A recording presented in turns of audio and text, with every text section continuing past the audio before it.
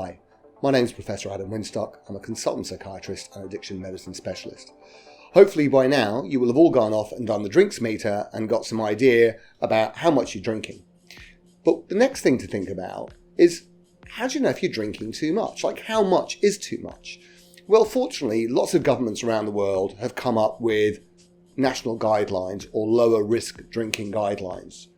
And although they vary widely across the world, there's a pretty constant theme, which is that if you want to reduce your risk of long-term illness and injury, most governments will say you want to be drinking less than 2 standard drinks per day. I know a standard drink varies. In the UK, a standard drink is 8 grams. In Australia and much of Europe, it's 10 grams. In the US, it's 14 grams. In Japan, it's 19.7 or 19.6 grams. But we're talking about 1 or 2 glasses of wine, small glasses of wine per day. If you want to reduce the risk of accidents or injury, so risks related to being intoxicated, most governments talk about drinking less than 4 standard drinks per day. The other thing that's pretty universal is the idea of having at least 2 non-drinking days off per week to give yourself time to recover from alcohol, but also to kind of help you reduce your drinking. The problem is with most of those guidelines, although they are based on really good evidence, if you follow those guidelines, you will be minimizing your risk of long-time harm. What they don't really allow for is that many people who drink often way past those maximum recommended levels to intoxication levels, what kind of we would maybe call binge drinking.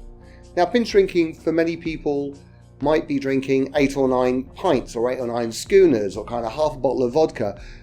Actually, a simpler way of thinking about binge drinking is maybe consuming half your recommended maximum consumption in one go. So binge drinking in Europe might be the case of just having 3 or 4 beers. It's not too much. But at that higher level, you're increasing your risk of accidents, you're probably suppressing your immune system, you're probably not doing great good for your heart or your liver or cholesterol. At those higher levels, you're placing yourself at greater risk of accidental harm, drink driving. But then as you drink beyond that, as you start drinking 8, 9, 10 drinks, your risk goes through the roof. And we're not very good at advising people about what the huge additive risk is at drinking those big levels. So if you're watching this and you're someone who likes going out, getting drunk 2 or 3 times a week, and I get the pleasures associated with being drunk. I can be here as a doctor and I know it's bad for me, but that doesn't occasionally mean you kind of do it. And actually at medical school, people get drunk. Yeah. The point is this. There is a difference for your health and your risk of harm between getting drunk on 4 pints or 8 pints or 5 schooners or 10 schooners. There's a difference. And the bit I'd ask you to think about is, how much more fun do you have when you drink twice as much? And what's really interesting, and Global Drug Survey has looked at this, is there's a fine line between the amount of alcohol that people need to drink to be as happily drunk as they want to be, and when they reach the tipping point. And the mistake that most people make when they drink for pleasure to achieve a state of intoxication is that they drink fairly quickly at the start of the evening or the day to get to the point they want to be. And then they carry on drinking at the same rate.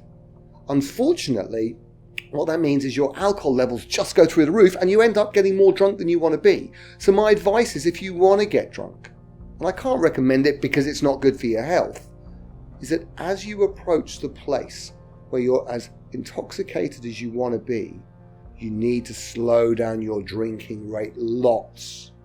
That might mean moving to smaller beverage sizes, alternating non-alcoholic drinks with alcoholic drinks.